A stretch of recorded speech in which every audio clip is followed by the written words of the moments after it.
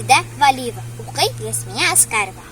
Яшел нарат урманында, аның иркен аланында бик нәфис, бик назлы бер кыңгырау чәчәк үсеп чыккан. Ай-яй, бигрәк матурсың. Исәнме кыңгырау чәчәк? Дигән куян баласы. Син миңа бик тә ошыйсың. Әйдә дус булабыз.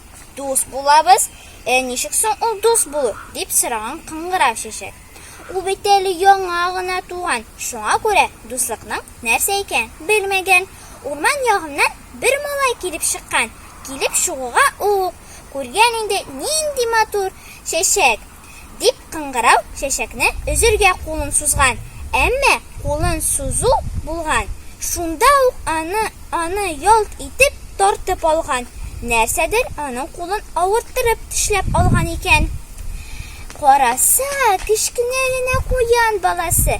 Димә кыңгырау чәчәккә. Ул